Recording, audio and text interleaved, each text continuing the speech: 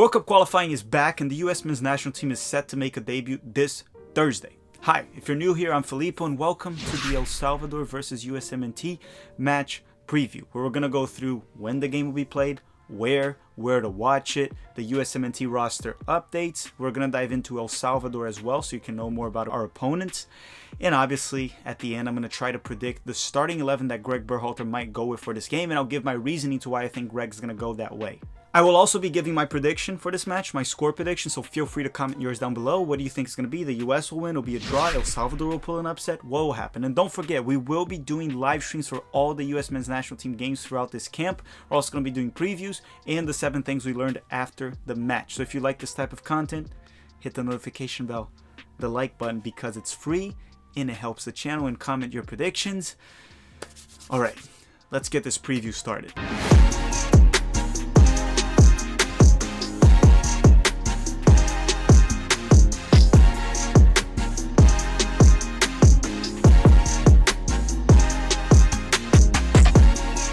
The US men's national team is set to open the CONCACAF World Cup Qualifying Final 8, or Final Round, whatever you want to call it, this Thursday, September 2nd at 10:05 p.m. against El Salvador away at El Salvador. Now, we faced them back in December of 2020, where we had an MLS-based squad and they were missing several key players, along with the fact that their coach at the time was not Hugo Perez, so let's not take that game into consideration for this preview. I'm going to look into more what El Salvador did during Gold Cup and what this USMNT roster can do, so pretty much both teams are much stronger than that game back in December of 2020. Another important note for this game, there will be fans, and the stadium is actually expected to be packed. So originally there were going to be no fans, now there will be. That only makes it harder for the US men's national team, a bigger challenge, but our boys should be up for the challenge.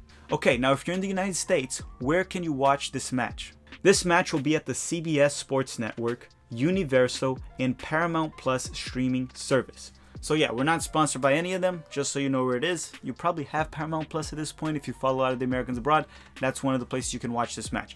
Now let's go through the United States, and then we're going to go through El Salvador, then I'll predict the lineup and do my prediction for the match of what Greg Berhalter will do. Let's go for the US men's national team roster updates. So the US men's national team comes into camp with a 25-man roster, which originally it was 26, but unfortunately Timothy Weah got injured. He'll be out for 2 to 4 weeks and won't be joining camp.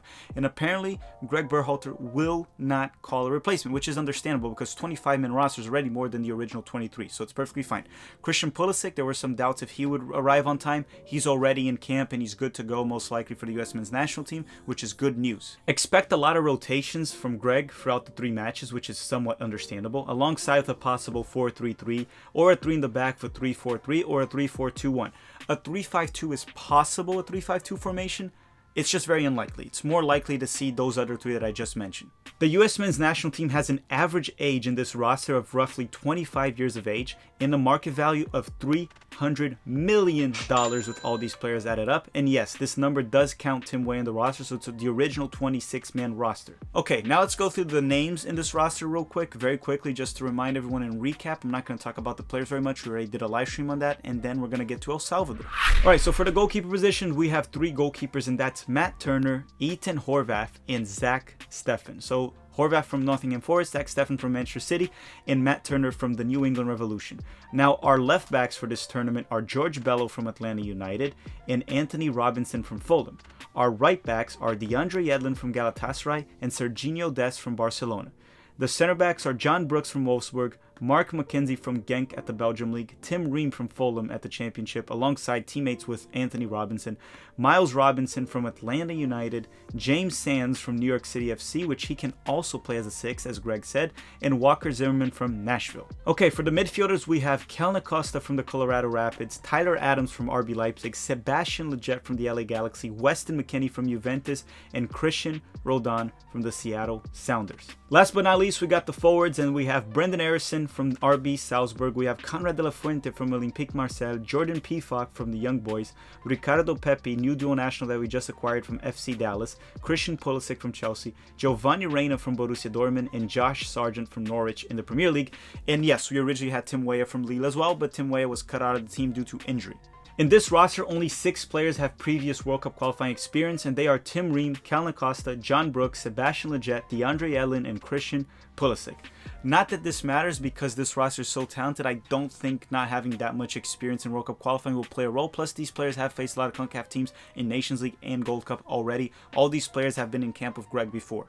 Along with that, DeAndre Yedlin, Christian Pulisic, Kellen Acosta, and Tim Ream were in Cuba in 2017 at the World Cup qualifying failure. So hopefully they don't want to repeat that experience. Now, let's dive in to La Selecta, the El Salvador national team. Now for El Salvador, they most certainly come into this game as the underdogs, even though they're playing at home, but they should not be underestimated. And I know Hugo Perez has shown a lot of confidence. There's no arguing that they're the underdogs, but we do need to respect this opponent. Look, Hugo Perez knows the USMNT program very well. He has worked with us in the youth level in the past. Most certainly knows Greg Berhalter's tactics and how they work. And look, we, the US men's national team, have been struggling in transition on both ways, right? We're struggling on defending the counter. Hopefully Tyler Adams resolves that issue. We're also not much of a threat in the counterattack. So transition from defense to offense has been a struggle, and offense to defense. And Hugo Perez will try to exploit that.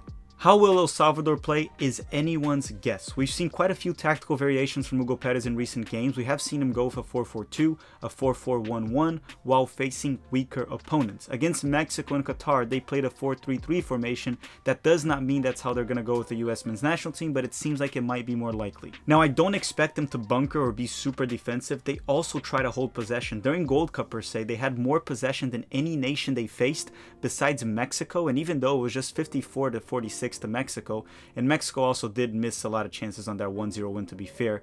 And they also completely outplayed in the sense of possession when it came to Qatar. Qatar was very dangerous on transition, but El Salvador also dominated. They only lost possession pretty much to Mexico. So on paper, the Salvadoran team is nowhere near the US men's national team, but that's on paper. On the field, completely different story. To name a few of their players, Darvin Serin from the Houston Dynamo, Alex Roldan from the Sounders, Zavaleta from Toronto FC. These are a few players they have, along with several players from the Salvadorian League, and Moreno that plays in USL for New Mexico United. Along with Moreno, they have 3 other USL players in their roster as well. Now, one of the players to keep an eye on is Enrico Dueñas Hernandez, a midfielder that plays in the Dutch league. He's also Dutch dual national that they just recruited. He plays for the FC Eindhoven from the Dutch 2nd Division.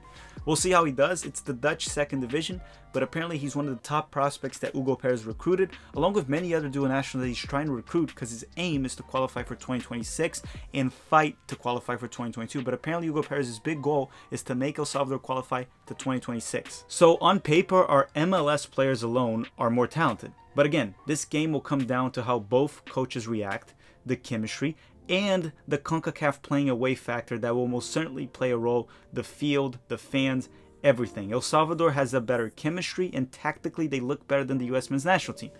The away factor is a big thing in this match. Even though there's no excuses, the US should win this game. This is something we have to take into consideration along with the coaching aspect. Okay, now let's talk about how Greg might approach this game and how Greg's starting 11 might look like. And look, this is just me speculating. I haven't talked to Greg, so I don't know exactly what he's going to do. But this is what I think he'll do, and I'll give my reasoning so you guys can understand it. And comment down below your thoughts. Who do you think Greg will play for this game? Is he going to rotate? Is he going to go with the best 11? What is Greg going to do? Comment it down below your starting 11 that Greg might do. And while you're at it, hit that like button to support the channel. Thank you very much. Let's talk about Greg's predicted starting 11. So look, Greg will likely rotate throughout these 3 games, but every game is worth 3 points, so they have the same level of importance, so I don't know exactly what he's going to do. I also believe he sees the implications of not winning the first match, the amount of pressure that can build up for the other games due to the 2017 trauma, so I don't expect him to rest many starts for the first one. Yes, Greg probably understands that losing this first game will build the pressure for the Canadian game and the Honduras game that we have later on, pressure that he doesn't want to deal with, or the players that I wouldn't want them to deal with it as well. So I think Greg understands the importance of winning the first game and leaving the Cuba 2017 ghost behind us. Looking more into the past 2 games of El Salvador, which I expect them to be better in World Cup qualifying, they did allow Mexico and Qatar to create a lot through the middle. Mexico in possession and Qatar in transition. Now for that reason, I would love to see Greg play Reina central in this match. He can create through the middle, and Reina is dangerous in transition. That's my little Giovanni Reina agenda right there. I don't think Greg's going to play Reina central, especially with the injury of Tim Weah. I don't think it's going to happen, at least not for this game. Maybe we'll see it throughout the 3 matches. I just don't expect in this first game. Look, the key to tactics in the national team level is keeping it simple, because unlike the club level, you don't have much times with the players. Playing players at their club position and role would be ideal, the ideal way to go, and we'll mostly see most players like that except for Reina. I do expect Greg to put the best 11 for this game, to be honest, and go with a 4-3-3. Once he does that and goes with a 4-3-3 in the best 11, if we do pick up a good lead, I could see him resting specific players, but I think he's going to go with the best 11s. He understands the importance of winning the first game. I'm 100% sure he understands that. And he'll probably rest players on the other matches accordingly of how fatigued they are. That's my personal opinion. So let's go through the starting 11 I think he's going to go for this match. It's not what I would do, it's what I think Greg's going to go with. So I think he's going to go with Zach Steffen on goal. That's the guy he trusts, and I think he's still the number one in Greg's mind. Serginho Dest on the right and Anthony Robinson on the left. The defense, I personally think he's going to go with Miles Robinson and John Brooks. The midfield is likely going to be Tyler Adams at the 6, Weston McKennie and Sebastian Lletget as the dual 8s, Giovanni Reina as our right wing, and Christian Pulisic, I think he'll start on the left wing. Look, apparently he was symptom-free, and along with that, he didn't play over the weekend, so Christian Pulisic should be fully rested and ready to go. He's already joining camp on Sunday as well. I think Pulisic will actually start this game. And the center forward will likely be Josh Sargent for this one. I do expect Pepe to get minutes eventually at some games, but Josh Sargent will probably be the safe bet right now and start for the US men's national team against El Salvador. Yes, I do think he's going to go full strength for the first game and rotate on the others accordingly, depending on how fatigued each player is, as I already said. Many of the starting 11 are also rested. They didn't play a full 90 on Sunday besides Brooks and Adams, and as I said, not winning the first game could build some pretty bad pressure among the roster, and they're pretty young. I would not want that. Comment down below if you think Greg's going to rotate, and comment down below who your starting 11 are for Greg Berhalter's prediction. Do your prediction. Hit the like button while you're at it. Last but not least, let me do my prediction for this game, and then we'll wrap up the video. Alright guys, we reached the end of the video, and my prediction for this game is a 2-0 United States win. It's going to be tough. I think we're going to get a 1-0 lead in the first half and get the second goal in the second half and beat them 2-0. Obviously, this depends on how the starting 11 is going to go, how our players are going to react playing away in CONCACAF, how the field's going to look. We're going to have to look into all that. But right now, without knowing the starting 11, only knowing what we know so far, I'm going with the, not even a prediction, it's more of a guess. 2 United States, 0 for El Salvador, and we start with 3 points for World Cup qualifying. Let's do this, guys. It's back. World Cup qualifying is back. I am excited. I am nervous. You're probably all feeling the same way. Thank you very much for watching, everyone. We're going to be doing a live stream for the game. I'll be pretty nervous for it. Have a great day.